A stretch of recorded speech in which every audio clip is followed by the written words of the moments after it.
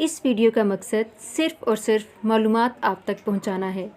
नाम की शख्सियात पर गहरे असरात मुरतब होते हैं और हमने इन असरात को मद्देनज़र रख कर मालूमात इकट्ठी की हैं और ये मालूमात मुशाहिदात और तजर्बात की बिना पर ली गई हैं।